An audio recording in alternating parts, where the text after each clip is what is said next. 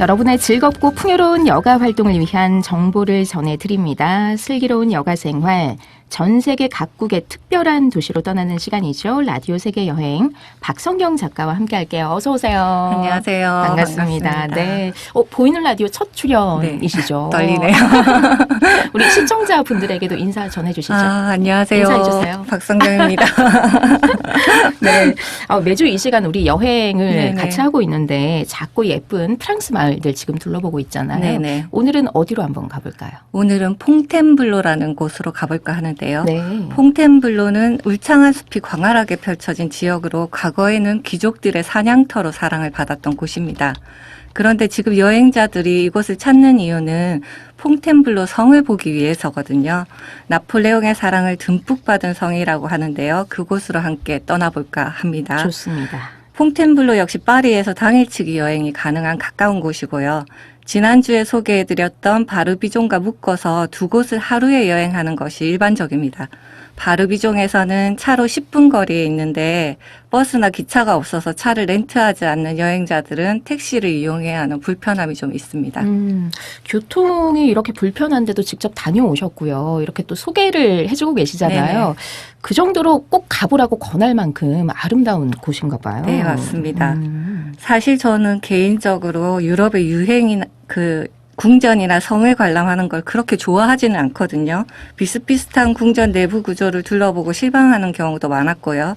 그래도 되도록 들어가 보려고 하는 이유는 제가 안 보고 궁금해하는 것보다 보고 실망하는 것이 낫다라고 여행 절칙을 정했기 때문이고요. 네. 이 퐁텐블로 성에 가면서도 크게 사실은 기대하지 않았고 실망을 하더라도 보고 실망하는 게 낫다는 마음으로 갔었습니다.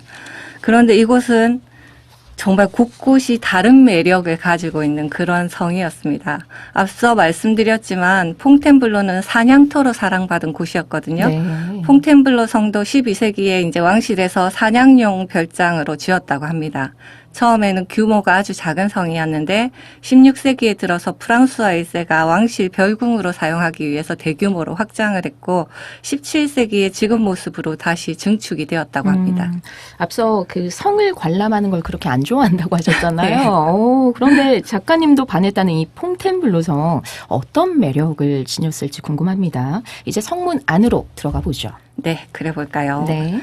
먼저 성문으로 들어서면 드넓은 광장이 펼쳐지는데 공식 명칭은 명예의 안뜰입니다. 별칭도 있는데요. 말들이 퍼레이드를 하는 곳이어서 백마의 안뜰이라고 불리고 이별의 광장이라는 별명도 있습니다. 이별의 광장이란 이 별칭은 러시아와 유럽 연합군의 연달아 패하고 파리까지 내준 나폴레옹이 1814년 스스로 퇴위를 결심하고 자신을 따르던 많은 병사들에게 이별을 고한 장소라서 붙여진 이름이라고 합니다. 네. 그리고 안뜰 중앙을 따라 조금 더 들어가면 퐁텐블로 성의 상징이라고 할 수 있는 페라슈발이라고 이름 붙은 계단이 보입니다. 네. 보이는 라디오 함께 하신다면 사진도 보실 수 있습니다. 네네. 지금 화면에 나오고 있습니다. 이 계단이 바로 페라슈발 계단이고요. 네네. 페라슈발은 말발굽이라는 뜻이거든요. 네. 계단 전체가 말발굽 모양처럼 둥그렇게 곡선을 이루고 있는 그러네요. 것이 특징입니다. 네. 네. 계단 아래로는 마차나 기마병이 통과할 수 있게 만들었다는데 서 있는 위치에 따라 계단의 곡선이 다양하게 어우러져서 아름다움을 뽐내고 있습니다. 영화 철가면의 사나이, 삼총사 같은 프랑스 배경으로 한 역사적인 그런 영화나 드라마의 단골로 등장하는 곳이라고 합니다. 이 사진을 보니까 정말 독특하면서 네, 굉장히 좀 아름답죠. 아름다운 모습을 하고 있는 계단이군요. 그런데 이별의 광장에 대해서 이렇게 설명을 들으면서 나폴레옹이 이곳을 정말 좋아했나 보다 네. 이런 생각이 들거든요. 네, 맞습니다. 퐁텐블로 성은 이곳을 거쳐간 많은 프랑스 군주들 중에서 나폴레옹의 사랑을 유독 많이 받았다고 하는데요. 나폴레옹은 이곳의 웅장함에 반해서 프랑스 혁명 이후에 이제 이곳이 많이 파괴가 됐었는데 궁전 복구에 공을 아주 많이 들였다고 합니다. 네. 그 덕에 옛 화려함도 되찾았고 지금 또 우리가 가서 볼 수 있게 모습이 보존될 수 있었던 거거든요. 그 때문인지 퐁텐블로 성 내부로 들어가면 첫 번째 만나게 되는 게 나폴레옹 1세 박물관입니다. 이곳에는 나폴레옹 하면 떠오르는 모자 있죠. 그거랑 코트 이거를 비롯해서 유품들이 정말 많이 전시돼 있고요. 다 볼 수 있겠네요. 네네. 네. 그리고 나폴레옹과 그 황실 가족이 남긴 도자기나 회화, 조각, 세공품, 무기 등 전시품이 정말 많습니다. 박물관뿐 아니라 성 곳곳에서 독수리 문양의 문장을 많이 볼 수가 있거든요. 그게 나폴레옹 가문의 상징이라고 합니다. 그렇군요. 나폴레옹이 아꼈던 성인 만큼 그의 유품들이 많이 또 네네. 전시가 돼 있습니다. 나폴레옹 1세 박물관을 나와서 이제 어디로 이동을 해볼까요? 네, 이번에는 퐁텐블로 성의 가장 큰 볼거리라고 할 수 있는 중심 공간 그랑 아파르트망으로 가보겠습니다. 어렵네요, 아파트. 발음이. 네. 아파트예요. 네. 뜻풀이를 그대로 하면 이제 아까 큰 아파트, 큰 공간, 네, 아파르트망. 거처, 네, 이런 정도가 되겠는데 수십 개의 이제 갤러리와 방, 무도회장, 도서관 같은 다른 용도의 방들도 구성된 드넓은 공간입니다. 각각의 방들뿐 아니라 방과 방을 연결하는 복도에 걸린 그림이나 전시된 그릇들의 규모와 화려함도 궁전이라는 이름답게 정말 대단하더라고요. 그 안내에 따라 복도를 걸어서 도착한 첫 공간은 트리니테 예배당이었거든요. 네. 없는 게 없는 공간이니까 궁전에 머무는 왕족들이 이용하는 예배당도 이제 이렇게 있는 거죠. 그런데 이곳이 정확히는 주 출입구가 아니고 2층 입구인데 여기서는 이제 멀게만 보이는 천장의 화려한 금장식이나 역동적인 성화들까지 2층이니까 가까이서 볼 수 있어서 좋고요. 1층 내부로는 성 내부 관람이 끝날 즈음에 들어가도록 그렇게 연결이 돼 있습니다. 프랑스 궁전 그 내부의 모습을 막 상상하면서 이야기를 듣고 있는데 이어지는 장소도 아름다움에 뒤처지지 않는 그런 곳이겠죠. 그럼요. 네. 예술적인 아름다움이 넘쳐나는 공간 그 다음 방은 르네상스 방이 이어집니다. 네. 이곳은 퐁텐블로 성 중에서 제가 가장 좋아했던 공간인데요. 예술에 정말 관심이 많았던 프랑스와 1세의 업적이 빛나는 공간이라고 할 수 있습니다. 프랑스와 1세는 이탈리아 예술가들을 많이 데려와서 프랑스 르네상스의 기반을 마련한 인물로 르네상스의 아버지로 불리는 그런 왕입니다. 네, 르네상스의 방도 궁금한데 궁금하신 분들 유튜브 채널로 들어오세요. 네, 지금 화면에 나오고 있습니다. 이곳이 프레스코화로 가득한 르네상스의 방이군요. 네. 화려합니다. 이 르네상스 방은 프랑스와 1세가 데려온 이탈리아 예술가들의 손길이 빚어낸 공간인데요. 양쪽 벽을 가득 채운 프레스코화가 드넓은 공간을 따스함으로 채우고 있습니다. 중요한 사실 하나는 이탈리아에 있던 레오나르도 다빈치를 프랑스에 와서 머물다가 이렇게 생을 마감하게 한 인물이 바로 프랑스와 1세거든요. 이 방을 꾸민 사람. 다빈치가 프랑스에 와서 머물다 숨을 거둔 앙부아즈 클로리세 성과 다빈치 무덤도 나중에 이 시간에 소개를 해드릴 기회가 있을 텐데요.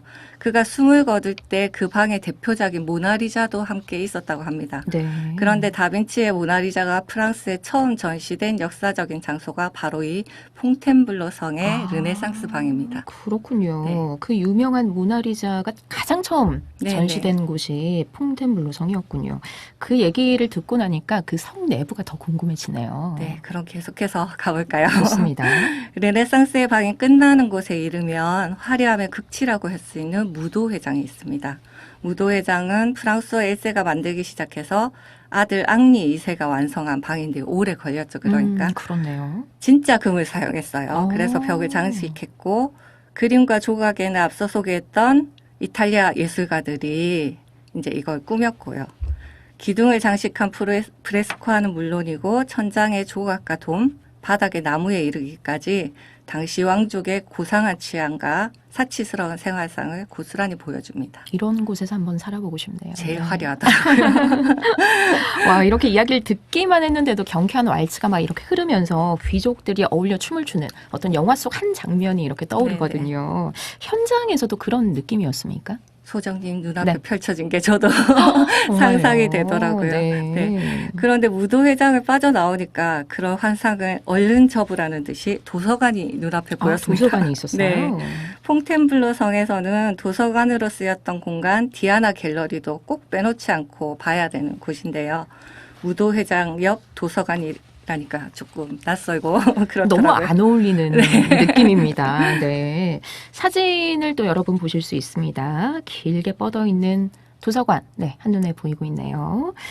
이곳이 그 디아나 갤러리라는 네. 말씀이시죠? 이게 디아나 갤러리가 무려 80m에 이르는 복도형으로 만들어진 도서관이거든요. 네. 앞에 동그란 그 지구본 나폴레옹이 수집해서 전시해뒀다고 하는 커다란 지구본인데 놓여져 있네요 지금. 네네. 네. 그 지구본 뒤쪽이 80m로 거기에 이제 책들 도서관이죠. 그게 도대체 어떤 책이 있고 어떤 장식이 돼 있고 가구도 어떤가 보고 싶었는데 야속하게도 입구는 금지의 줄이 쳐져 있어서 못 들어가게 해놨더라고요. 그래서 계속 지금 입구 사진만 나오고 있는 거네요. 네.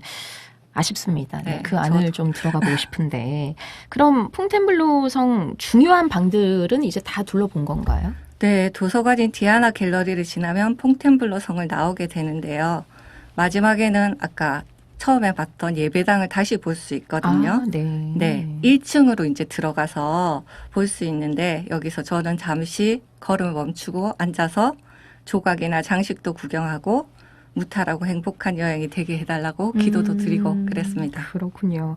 퐁텐블로 성 내부 이제 다 봤으니까 마무리해야 하는 아니요, 거죠? 중요한 또 하나가 있어요? 네, 네네. 나왔는데 바로 성을 둘러싸고 있는 숲과 정원입니다. 시간이 부족하거나 성 내부에 들어가는 입장료가 아깝다 싶으면 이 정원과 숲만 둘러봐도 아쉬울 것이 없을 정도로 아름답고 낭만적인 곳입니다. 네, 보이는 라디오 함께 하신다면 또 퐁텐블로 성 정원의 모습 지금 나오고 있거든요. 11월의 풍경인 거군요. 지금쯤이요. 네. 네. 정원이 하나가 아니고요. 베르사유 궁전의 정원을 설계한 그 분이 디자인한 대화단과 정자가 있는 잉어 연못을 비롯해서 직선으로 시원하게 뻗은 대운하도 있고요.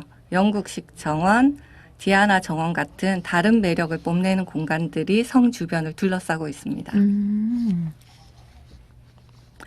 사실 저는 궁전 내부를 꼼꼼히 보다 보니까 시간이 조금 부족했거든요. 그래서 정원을 여유롭게 즐기기보다는 정말 쓱 둘러보는 관광을 할 수밖에 없어서 정말 아쉬웠습니다. 네. 저는 정원이 그렇고 멋지고 아름다울지 알지 못해가지고 다른 곳에 시간을 너무 많이 써버렸는데 만약 정주라 청취자들께서 이 퐁텐블로 성을 가신다면은 시간을 두고 숲 산책로도 걷고 연못도 분수도 뭐 보고 주변에 앉았다가 간식도 먹고 소풍하듯이 놀다 가면 좋을 것 같다고 생각이 드네요. 보이는 라디오 하니까 사진도 볼 수 있고 너무 좋네요. 네네, 직접 저도 갔다 온 것 같은 느낌입니다. 네.